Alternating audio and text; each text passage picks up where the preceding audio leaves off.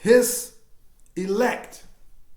What up, spiritual family, and welcome to Mount Fitness MBS Ministry, where I am your host, brother his elect Mongoose, and where this ministry is all about promoting a holistic mind, body, and spirit path to life in general, to health and wellness, of course, and to fulfilling the race and completing the race that this thing that we most commonly refer to as God has set before us. Whatever God means to you, whatever your race consists of, these things join together. These things are two or one and the same. And today we're going to be talking about some of the things that get in our way when it comes to living up to, fulfilling, and taking ownership of these two-in-one things, these one things that's the same, which is who you are, what you are here to do, to be, to become, and to achieve. It's all coming from the same source. Now, if you haven't watched chapter 1 and 2, please do so, because the point that I'm making, this whole subject matter, is about this thing that stops us, causes us to fall short from doing, becoming, and achieving what we're meant to achieve, do, and become, is the fact that we run away from it. Sometimes we run away from it consciously or subconsciously, aggressively or tacitly. We find ourselves not being who we know we're supposed to be, not doing what we know we are supposed to be doing. It's a very requiring, a very demanding task. And the truths that are revealed to us, can be brutal. They literally can be brutal. The changes that we need to make in our own personal walk, the people that we need to embrace, the ideas we need to let go, the places we need to move to, the jobs we need to let go of, the businesses we need to start, etc., etc. Now, again, chapter 1 and chapter 2, I talked about that. And in chapter 2, I talked specifically about the personal changes and the personal truths that we commonly find ourselves running from if we're not careful. So, what do I need to do myself personally as brother, his elect Mongoose? What do you need to do personally? What is the next family member that's a part of this his elect spiritual family members? What do they need to do? But then there's also, as I mentioned in chapter 2, there's these other truths that have been downloaded to us that we run from. And these truths are not just, or they are separate, yet again, kind of one and the same. There's that term again. One and the same when it comes to what we need to do, who we are to be, etc., etc. And these truths are not in and of themselves personal truths, our attitude, things we need to adjust. But these are truths about the world that we live in. And in this message, we're going to be talking about some of those truths. Just like in chapter 2, I gave examples. Some of those examples may very well fit your situation and circumstances. Some of them may not fit your situation and circumstances at all. But there are situations and circumstances that I'm totally confident through faith that if you go over your existence, your path, and the way that you're walking, you will come across at least one, and that's putting it modestly. You'll come across at least one thing where you say, yeah, that's a truth that's been revealed to me, and that I have procrastinated about embracing. I procrastinated about moving forward with it, accepting it, etc., etc. So now we're going to be talking about those truths as it relates to the world. Now, I'm going to be proposing that ultimately what's behind us running from these truths that the universe has revealed to us is good old-fashioned fear, presented in different forms, different shapes, different lights, different aspects. But ultimately, it's fear. Fear that, you know what, no one's going to like me anymore.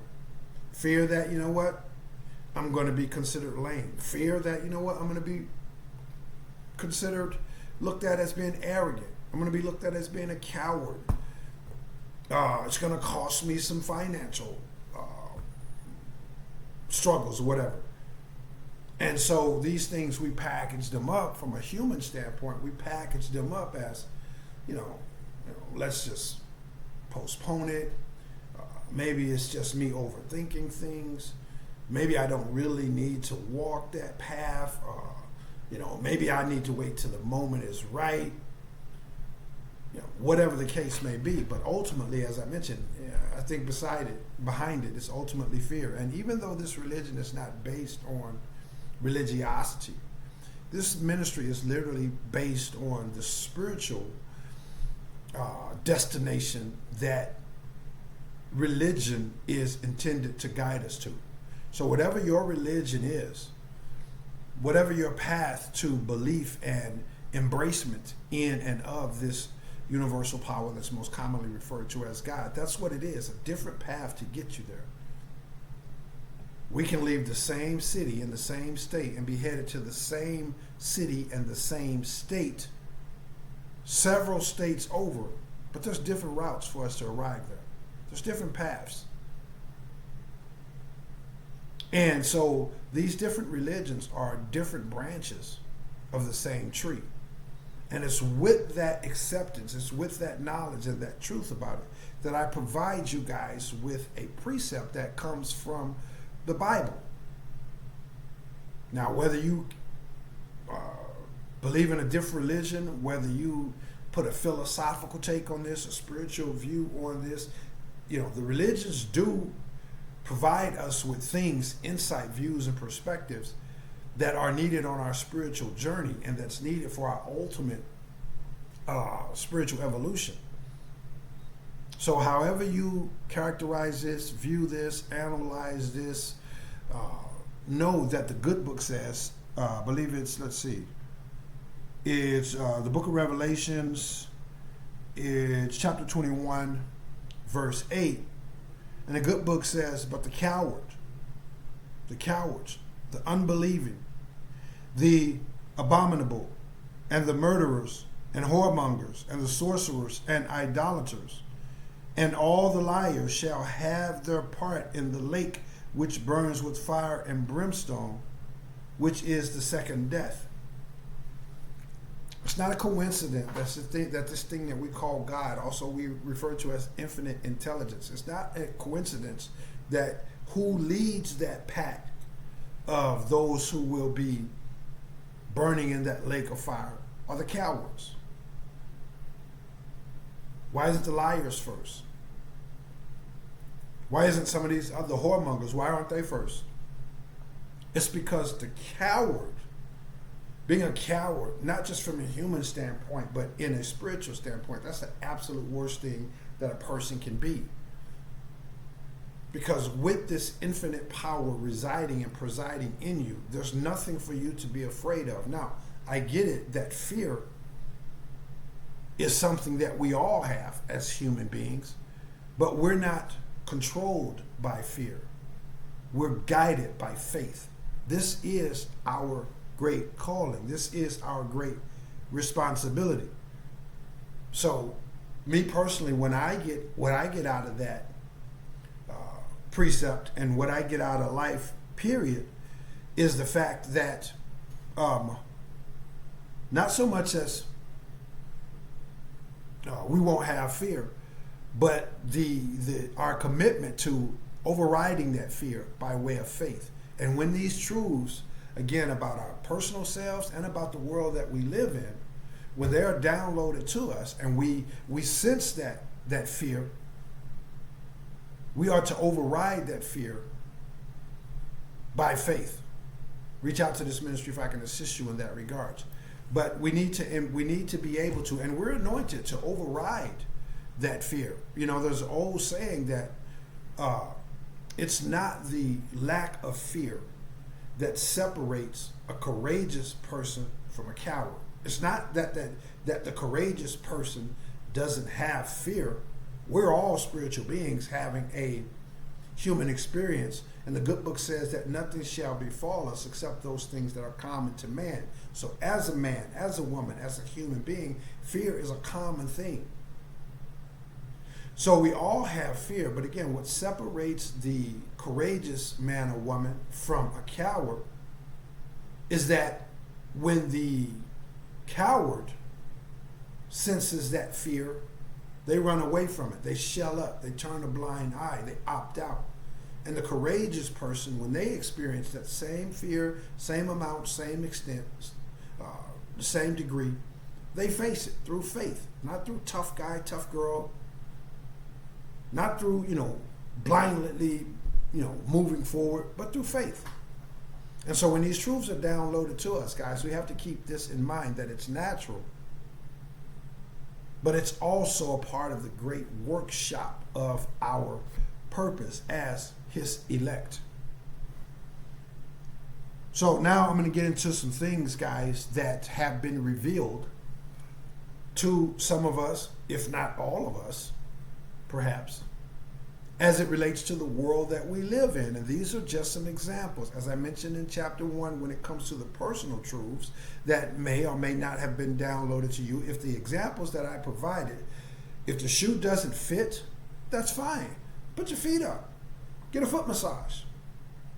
But remember to get up and go through your closet and find the pair of shoes that do fit.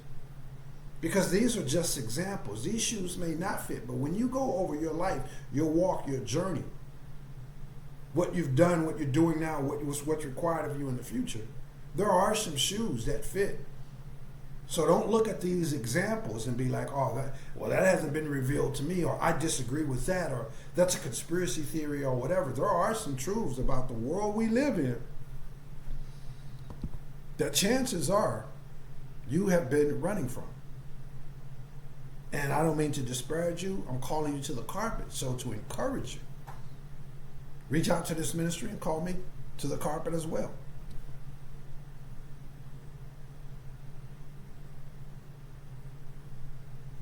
Let's get into some things that have revealed to us about the world.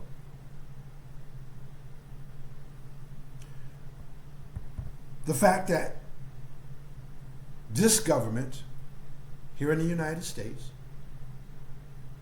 as well as we live in the United States, so we can zero in on that, but we're also aware to one extent or another that even though that government exists on the other side of the planet, they too they're depraved. It's been revealed to us that the United States government and world government are depraved. We know this. Now, whatever form that truth has been downloaded to you, whatever aspect in which that truth has been downloaded to you, that truth has been downloaded to you nevertheless.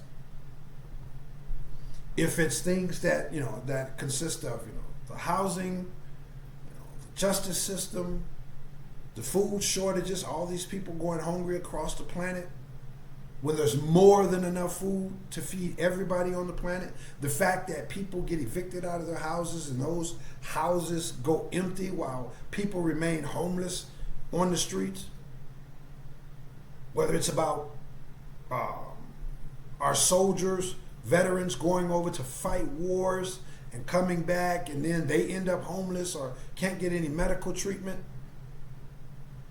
the retirement age continuing to raise and spiral out of control, whatever the case may be, the fact of the matter is the depravity of world government, that truth has been made known to you.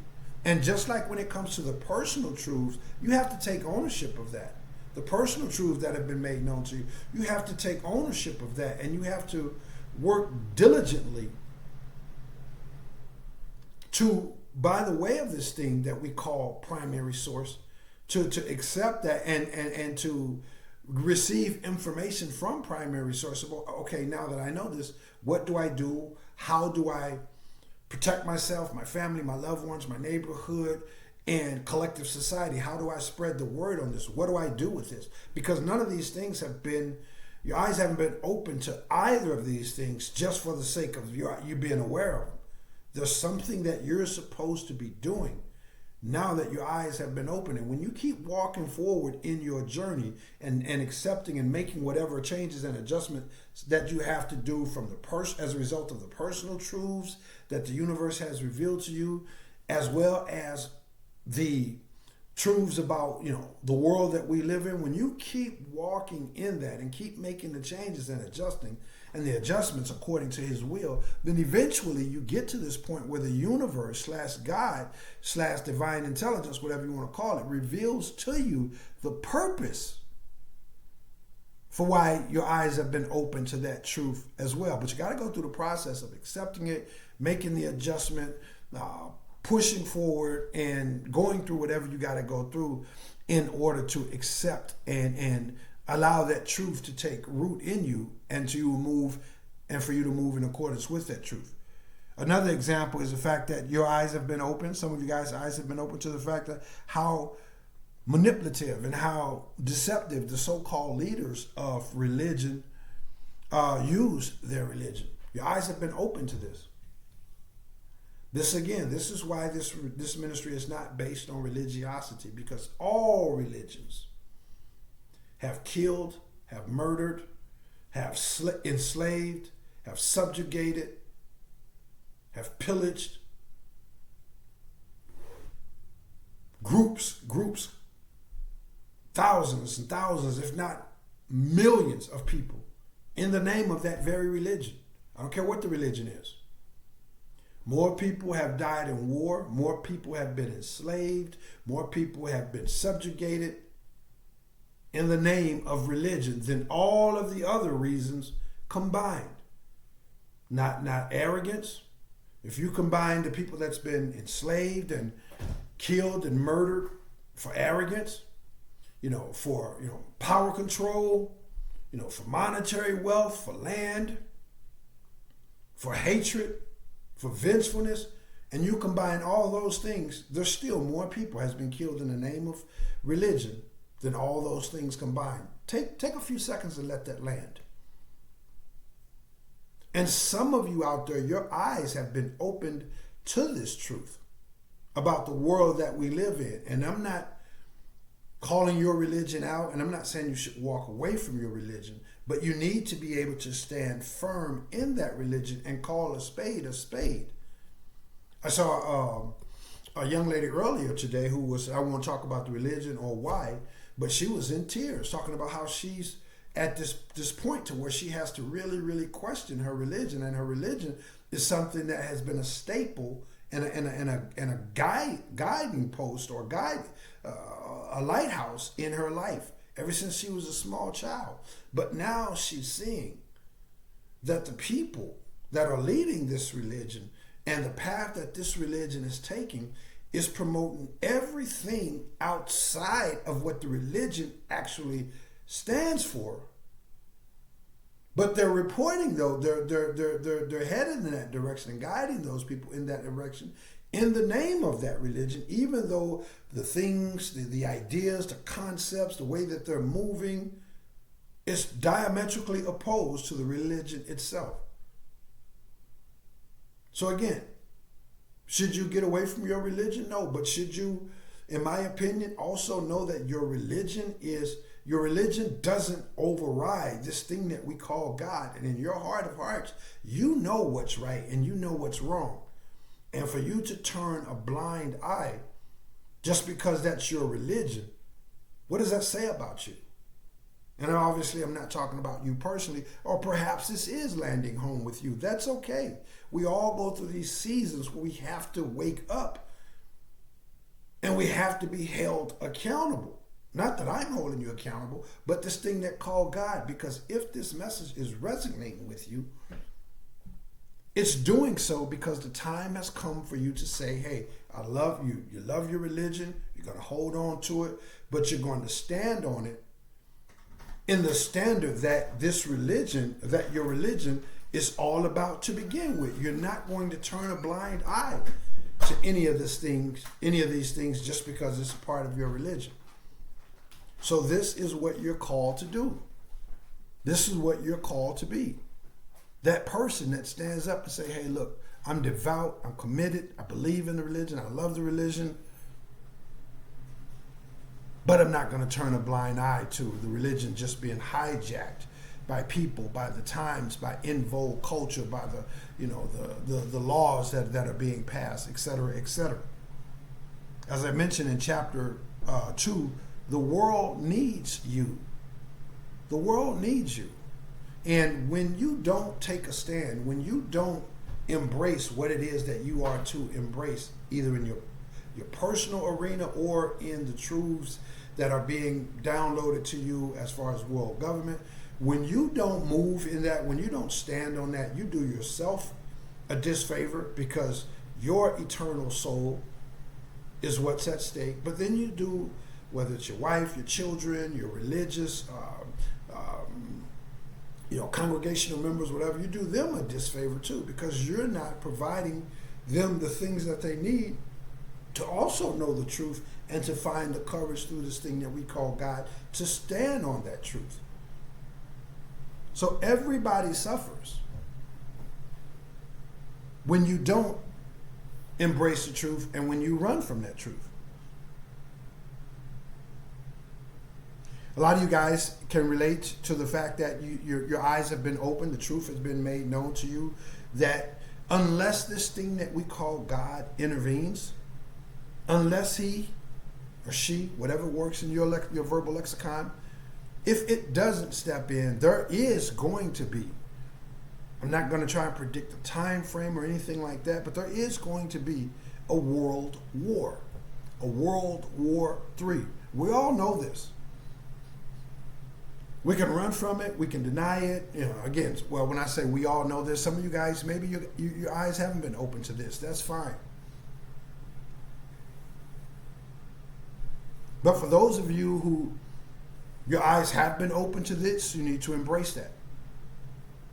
Now, will it be a World War III where the world just ends? Who knows? There's different ancient scriptures that talk about right before the world actually kills itself off and blows itself into smithereens collectively, then that's when this Messiah, whatever that word means to you, returns to save humanity from these evil world governments. But whether it explodes to that extent, or whether there's just some limited nuclear exchanges between the different world government, there will be a World War III. And trust me, you don't have to trust me. You know that even in a limited nuclear exchange, there's several million people, if not a couple of 100 million people wiped out. A lot more rapid than that. A lot more immediate than instantaneously. We all know this. So what are you going to do with this truth? Are you going to keep running from it? Are you going to embrace it and go to prayer, meditation, fasting, good old-fashioned fellowship, research, study, your spiritual practices? What are you going to do to find out what the universe now wants you to do with that truth? Because it didn't inform you of that truth or any other truth just for the sake of you knowing. There is a purpose. There's a reason. And when you keep walking, you may not know the reason now. It may not line up. Somebody might ask you. You might ask yourself, okay, now why do I know this?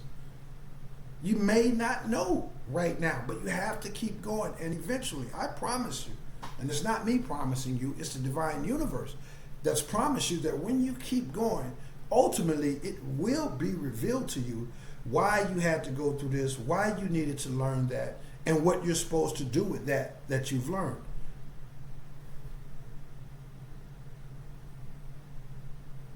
Some of you guys, your eyes have been open to the fact that there is a Again, I'm not going to predict a time frame, but there is. The government has they already have it on deck. Everything's been laid out. All they have to do is push play on it.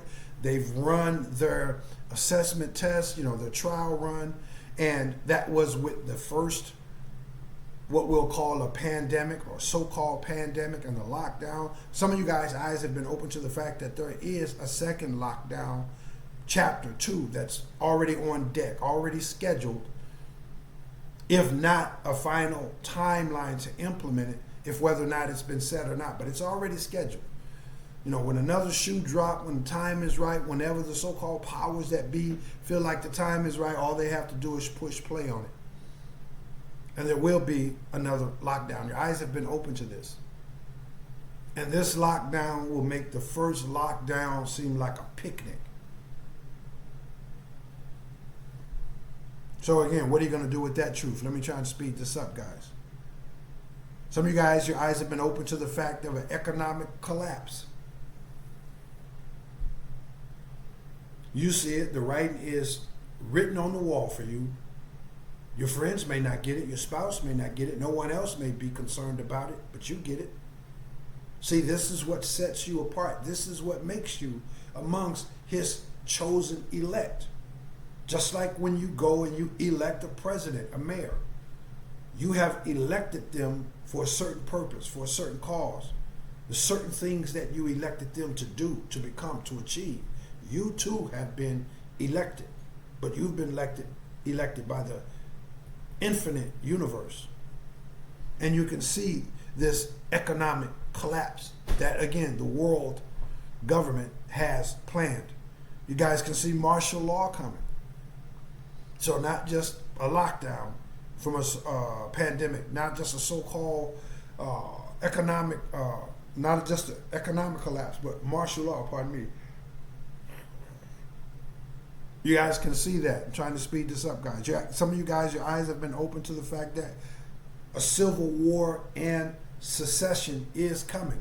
It's been over a decade now. Several states have already been pushing, have already filed paperwork for secession. They're through with the United States collectively. They want to branch off and become a country within themselves. This is nothing new. So some of you guys preside in those states. Some of you guys preside in neighboring states.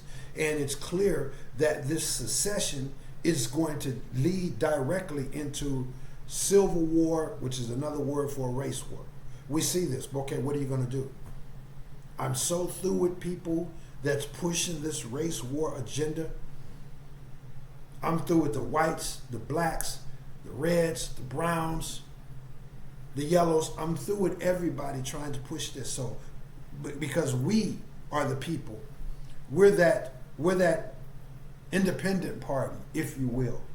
We have been elected to say, hey man, there's a race war going on. I get it why this group of people is mad at that people. I get it why those people are mad back. I get it why they're going to go up in arms against one another. But we're going to stand on infinite truth. You and I, we're going to stand, and those like us, we're going to stand on infinite truth, which is to say, hey, whatever your race is, if you out of line, you out of line. If you're a good person, you're a good person. Welcome in.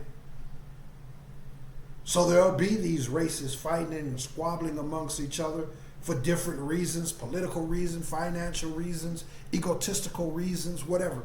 And we'll be that group that's standing on truth, standing on revelation, standing on real justice and freedom for all in a divine kingdom that begins right here on earth. You do know this is where he comes back to reign and rule, right? I won't get into that because I'm already at 30 minutes.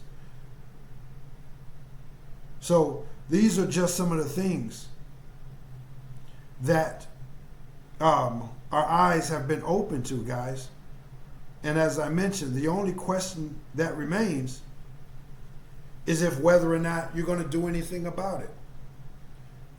We're pretty much already engaged. We're pretty much already being overrun by dictatorship.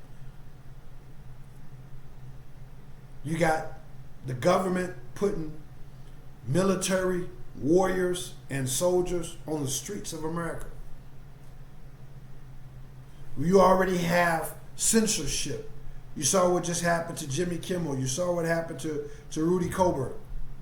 Just because they put their freedom of right expression out there. But the people that have the power to say, hey man, look, that doesn't it doesn't resonate with this agenda that those who have the power have. So let's silence this person. Let's silence these people. And if they can come at, Jimmy Kimmel and Rudy Colbert, then they can definitely come at somebody like you and I.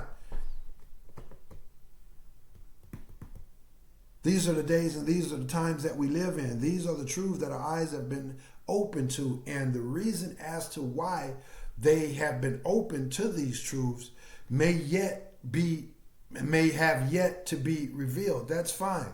But to continue to live in denial of these things, to keep running away from these things, again, everybody suffers. Starting with you or starting with me if I'm running away from truths that my eyes have been open to. Now I get it. There's a struggle phase. There's an acceptance phase. There's a phase perhaps of loss of creativity, loss of idea. What next? What do I do? But keep on embracing the truth. Keep on seeing the truth about it. And every day that you do, you become that much more stronger, that much more empowered, that much more wise, until ultimately you not only embrace that truth and you start walking in that truth and making the necessary adjustments by way of this thing that we call God, but then also then it's revealed to you exactly why your eyes have been open to that truth. The truth about who you are, your attitude, your personality, the weight you need to lose, the money you need to save, the people you need to walk away from, the people you need to marry, the way you're supposed to be. Why do I know all these things? You may not know right now, but you know that you need to know those things, and you need to embrace the knowing of those things, and you need to not run from those things. And then just by not running, just by getting up each and every day in that acceptance of the truth and not running from it, then eventually in divine timing, it will be revealed to you. This is why you know that. This is what you're supposed to do with that. This is how you're supposed to use that. This is how you're supposed to wield that knowledge, that power, that experience, and things of that nature. Reach out to this ministry. As always, guys, if there's something I could do to assist you in that regards or in any other regards, but that's what I got for you now. As far as the closing of today's message, hey, listen, this is, again, a holistic mind, body, and spirit ministry.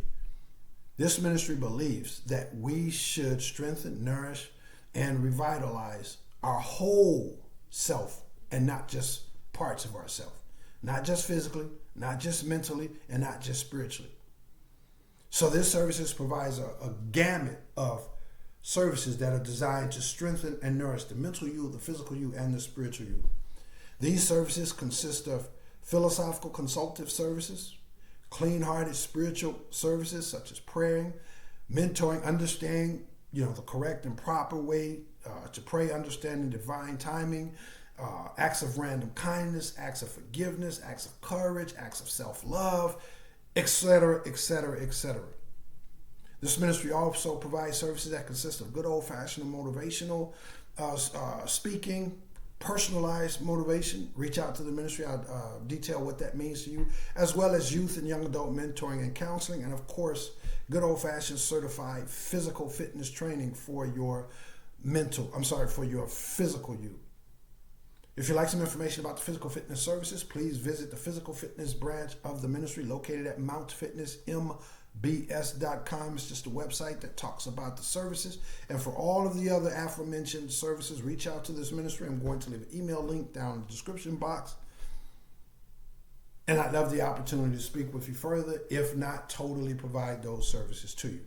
If you got value out of today's message, then that's a clear indication that others too are meant to get value out of today's message. Will you help them? Will you take a message that was beneficial to you and share it so that others can also be nourished by it? It all starts with you hitting that share button. additional things that you can do to not only help that person and to, again, not only help yourself, because when you plant a good seed, you got a return coming. You know that. So you're not just helping yourself, you're not just helping someone else, but you're also helping this ministry in an enormous way. The more you help this ministry, the more this ministry can be able to turn right around and help you even that much more.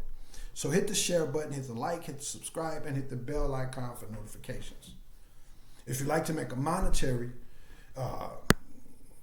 donation to show your support for this ministry, I'm going to leave a Cash App link down in the description box. And again, whatever good seed that you plant into this ministry, you will receive an abundant harvest. Good seed planted in good ground produces a good and abundant harvest. Receive that by faith, as I simultaneously receive by faith your continued love, support, and generosity in all these different areas. I look forward to seeing you guys in the next one. I'm out, and yes, I am his elect brother Mongoose, and I will see you, his elect, my spiritual family members, in the next one. Peace, and I will holler back.